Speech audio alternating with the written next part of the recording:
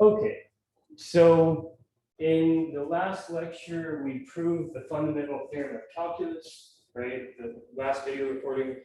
And this fundamental theorem tells us that definite integrals are related to antiderivatives by this formula here. So we have some continuous function on the closed interval AB, and the definite integral, which was defined as that limiting value, is actually equal to the difference of the antiderivatives evaluated at the endpoints of that interval. Now, if this were a typical calculus course, each of these properties that you see listed would be derived and proved, but this is more of an applied type calculus course, so I'm not going to do that. I'm just going to state them. So for example, if f is defined at a point A, then the definite integral from A to A is just 0. If we have that f is integrable on this closed interval AB, then the integral from B to A is equal to negative of the integral from A to B. So we have this sign change that happens if you flip the limits of integration. Also, if A, B, and C are real numbers, then, and if C in particular is between A and B, then the integral from A to B is equal to the integral from A to C plus the integral from C to B. So it's like breaking the integral AB into its two separate integrals. We have that the sum and difference of two integrable functions on AB is equal to the sum or difference of the integrals on that closed interval. We have that you can take out constants from integrals, and also that if f is bounded above by a function g on the closed interval AB and both f and g are integrable, then the integrals are bounded by this relation here. So these are the rules, and we're going to use these to calculate definite integrals. So let's start with an example. All right, so suppose we want to find the integral from 0 to, say, 3 of x squared dx. Okay, now this is a fairly simple integral, provided we know the fundamental theorem of calculus. It equates to just finding the antiderivative of x squared, or a antiderivative of x squared on the interval 0, 3, which would be 1/3 of x cubed, right? And the notation that we're going to adapt is this little box like this. And then once we enclose our antiderivative in that box, we're going to write our limits of integration here and here. For example, I could write x is equal to 0, x is equal to 3. Okay, so that's our antiderivative, and we have our limits of integration there. So now we can use this formula to find the numerical value of this integral. So it's the antiderivative at b, which in this case is 3, minus the antiderivative at a, which in this case is 0. So this will be 1/3 of 3 cubed minus 1/3 of 0 cubed. You just plug in your limits of integration. So what does this become? 9. And that's the answer. Okay. So there's one important thing to note, and that's if f of x is greater than or equal to 0 for all x in the closed interval AB, and the function is integrable on AB, and that exists, then we can interpret the definite integral of AB of f So it can be thought of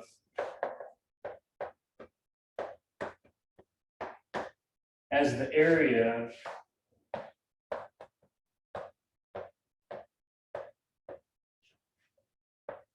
of the region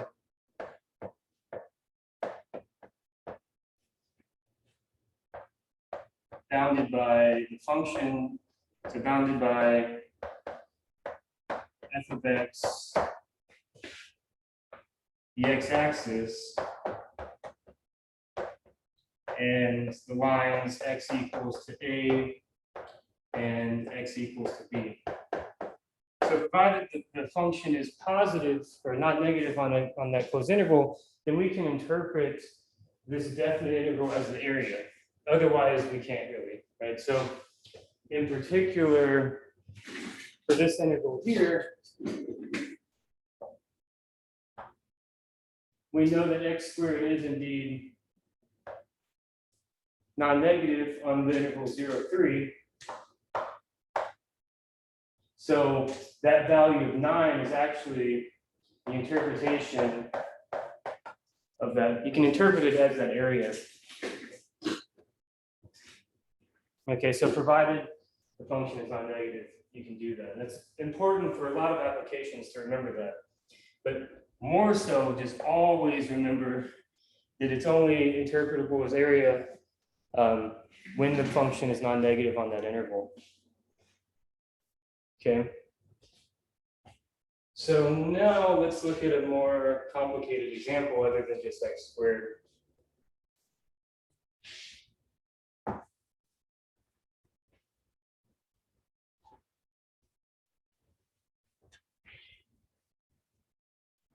So for example,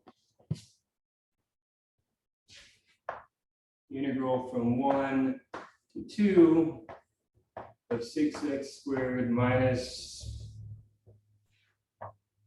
3x dx. And dx it's telling you the variable of integration. All right, so we just need to find the antiderivative of this function here, right? Now, we could apply any number of these rules to break it up and make it easier to look at. So suppose you wanted to be really careful with this, then you could maybe break it up into the sum or difference, right? So this is difference. So we could say that this could be the integral from 1 to 2 of 6x squared dx minus the integral from 1 to 2 of 3x dx. That's by 4a here. Right? If you wanted to be really careful, and if you wanted to be even more careful, you could take out these constants, right? So then, if I take out the constant 6,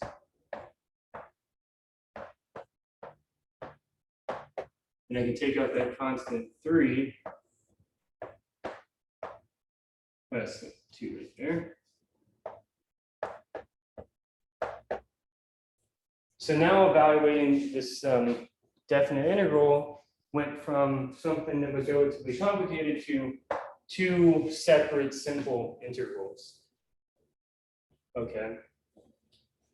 So then it might be useful to find out that and then find out that and then plug back in, for example. So let's look at the first one. Integral from 1 to 2 of x squared dx is equal to 1/3 of x cubed from 1 to 2, which is equal to 1/3 of 2 cubed minus 1/3 of 1 cubed, which is equal to what is that? 8/3 minus 1/3, so 7/3.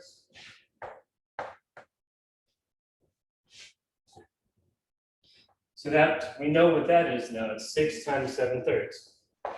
So now let's look at this one. The integral from 1 to 2 of x dx. And this is like saying 1/2 of x squared evaluated from 1 to 2. So that's 1/2 of 2 squared minus 1/2 of 1 squared.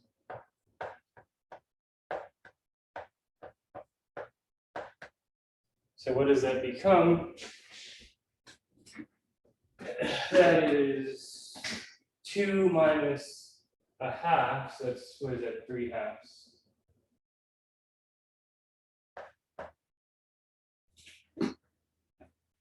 So now that we've evaluated this and this, we just plug in. So this would be 6 times 7/3 minus 3 times 3/2. So what does that become? 14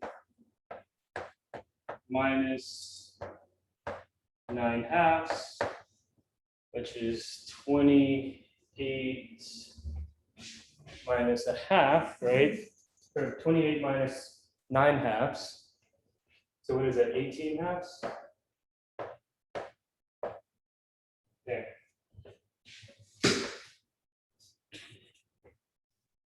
So as you, you probably could have found the antiderivative of that on its own and just gone with that, and that's okay. But at least personally, when I was learning integration, I found it helpful to use the rules of integration to break it up into smaller, more reasonable pieces and then just plug back in. How do y'all feel about this example? Are we good? So it's going to take practice, and that's why I assigned quite a few problems from section 4.4. So let's look at another one.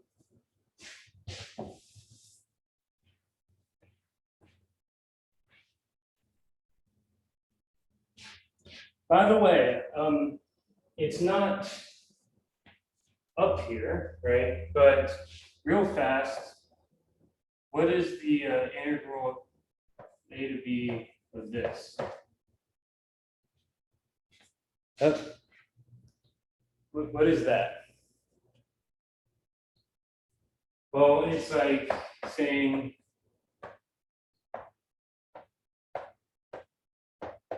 there's like a 1 right there. There's like a hidden 1. So what's the antiderivative of 1? It's just x, right? So this is just x evaluated from a to b. The antiderivative of 1 is x. Just keep that in mind, that if you don't see a function there, it's taken to be the constant 1. Okay, that's just a warning.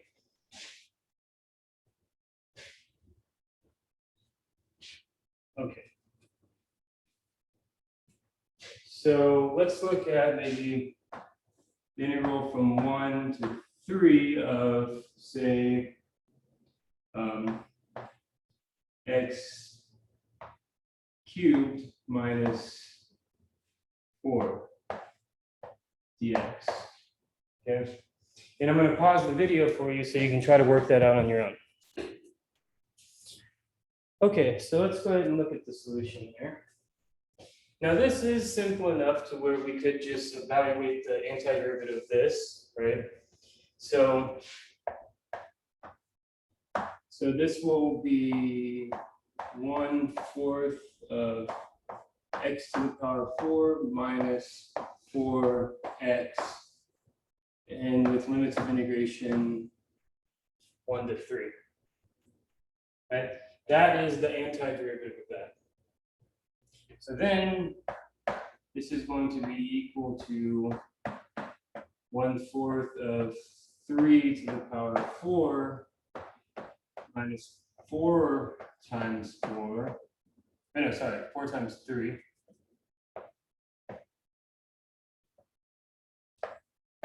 Minus, now you have the other limit here. 1/4, 1 to the power 4 minus 4 times 1. Evaluate that at 3 and then subtract off that evaluated at 1. So what does this become? So 81/4 minus 12 minus 1/4 plus 4. So what does that become? 80/4 minus 8, right? So what is that, 20?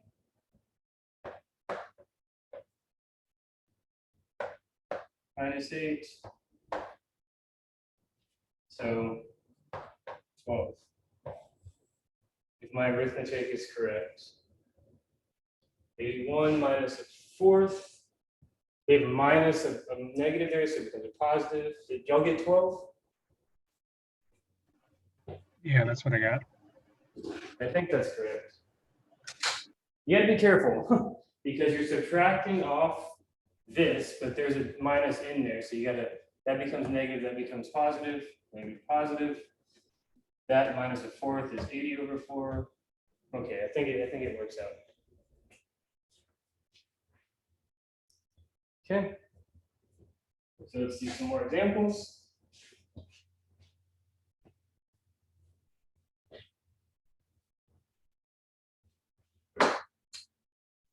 So maybe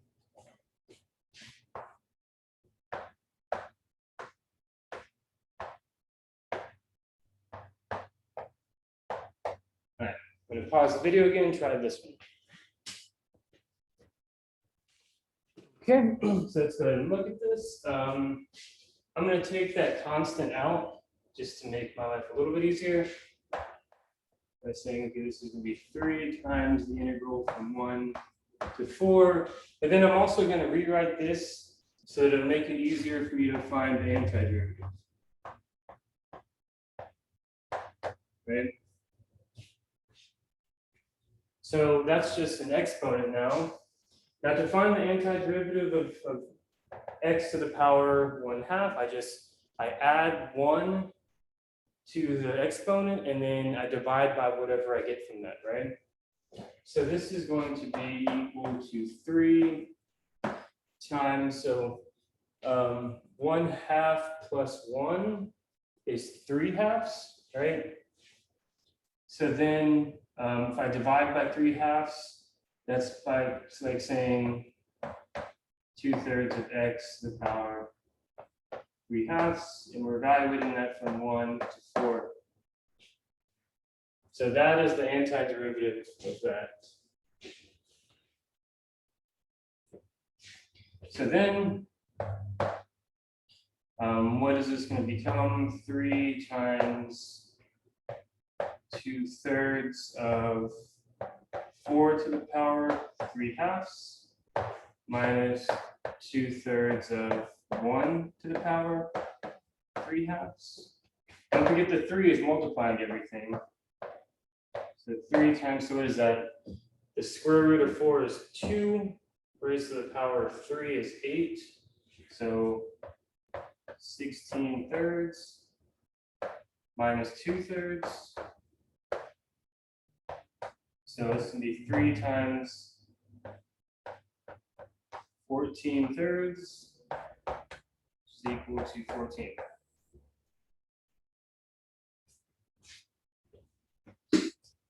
Okay. So that's the correct answer for that one. And again, from the section on antiderivatives, I knew what to do with this. There's that big table that I suggested all of you have written down for antiderivatives. Right? If you have x to the power n, you add n to 1. I mean, you add 1 to n and divide by whatever you get. And this will give you the antiderivative. Okay? But then also we have antiderivatives of trig functions, which you need to know. Which is also in that section on antiderivatives, I believe section 4.1.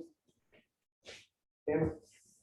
So for example, for a trig function, maybe something like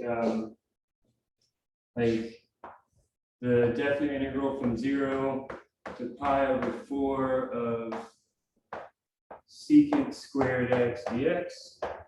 In order to evaluate that, you'd have to know the antiderivative of secant squared, which again is from that table, which we derived what it was, but you'd have to reference the table to find that antiderivative, which happens to be tangent. So this would be tangent x from 0 to pi over 4. So this is tangent of pi over 4 minus tangent of 0. Tangent of pi over 4 is 1 because sine and cosine have the same value at pi over 4, root 2 over 2. And then tangent of 0, sine of 0 is 0, cosine of 0 is 1, so it's 0 divided by 1, which is 0. And then finally, so that's just equal to 1. Okay, so for the homework problems that involve trig functions, you're going to have to reference that table quite a bit for the antiderivatives of the trig functions, or just memorize them from doing so many problems over and over again. Okay, but it can be annoying, trust me.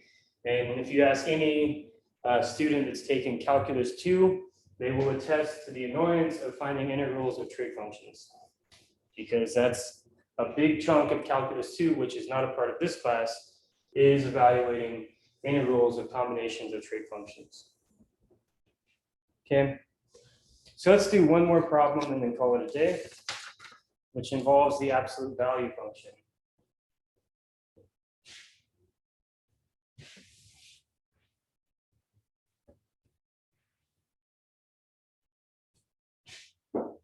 So suppose we're looking at 0 to 2 of the absolute value 2x minus 1 dx. Now, in order to evaluate this, we need to know the antiderivative of that function, but that function is not differentiable at x equals to 1/2. But it's differentiable to the left and right of it, right? In fact, it's important to remember that how the absolute value is defined.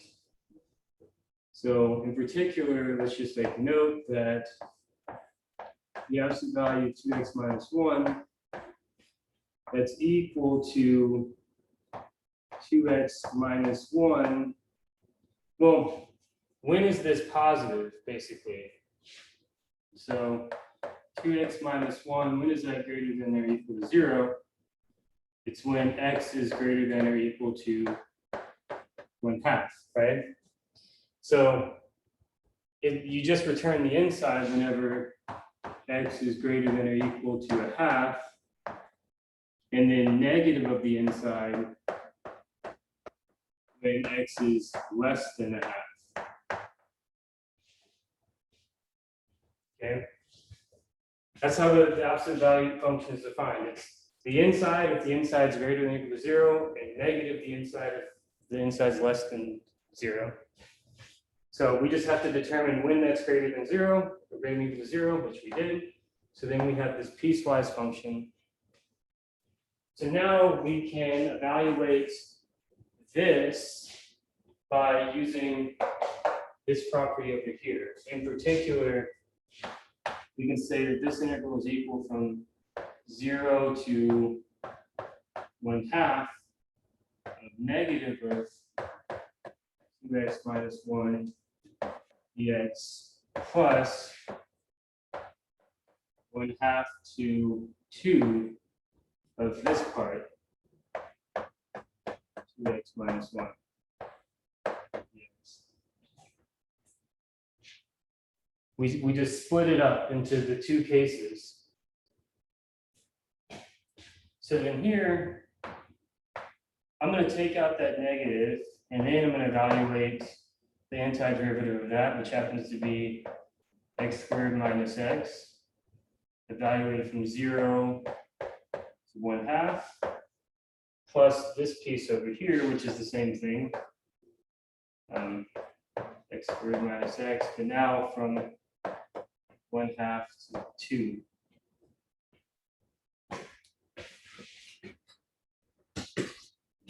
Okay.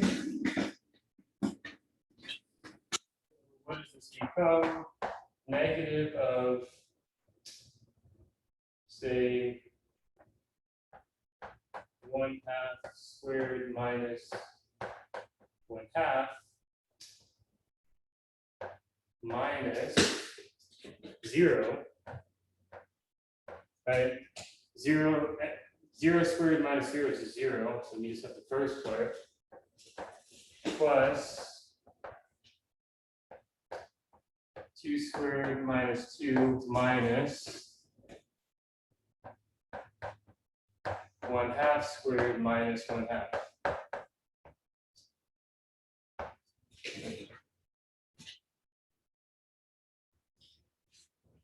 So what does this become? We have a fourth minus a half. So a fourth minus a half, which is negative 3/2, which negative times that becomes a positive. Oh no, a negative fourth. So 1/4 minus a half multiplied by 2, 1 minus 3. Yeah, so we have negative 3/4, and then minus multiplies it, we get a positive 3/4. Plus, what do we have over here? We have 4 minus 2, which is 2, minus whatever's in here. Oh, it's a fourth minus a half again, so it's negative 3/4.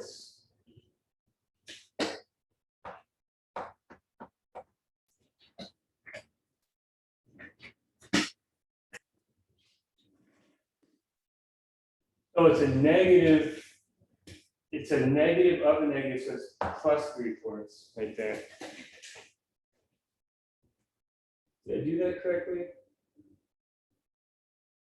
I might have been skipping ahead real fast. 1 second. So 1/2, so 1/4 minus 1/2 is equal to 1. Wouldn't it be a positive 1/2 because of the negative on the outside? In the front, because if you distribute the negative that's on the outside on the inside, doesn't that make it positive? Let me double check because I'm running out of room. I think so.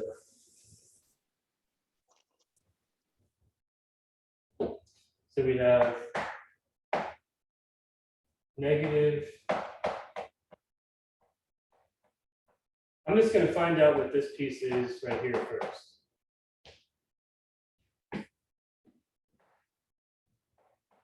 Negative 1/4 minus a half equals negative of, so this is just a piece. This is just that piece right there. So we can ignore the 0 part. We just have 1/2 squared, which is 1/4 minus 1/2.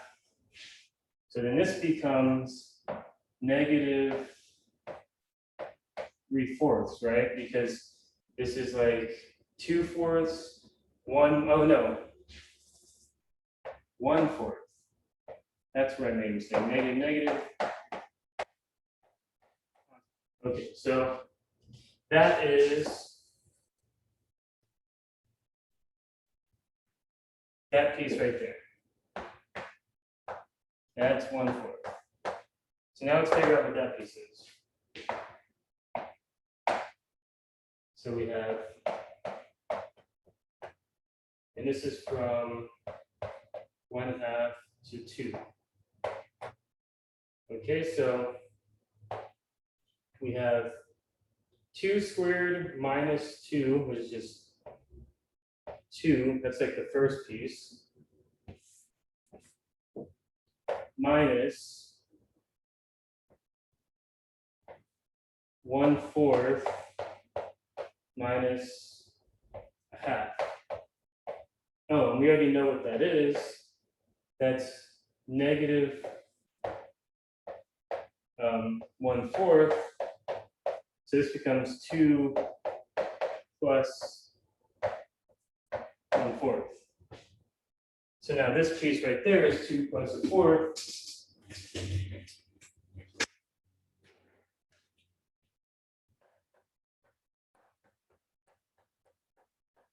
So then we have 2 plus half, right? So then we have, this will be 5/5. Okay. So again, it helped to figure out the pieces first. So this was like the first piece, that was the second piece, did that separately and then plugged them in to get the solution. And so again, I can't emphasize enough that I was running out of room, but you have all the paper you need, right, in order to do these things. So break up the integrals into pieces and then it makes it easier to double check everything. So I guess that will end this video on examples of definite integrals.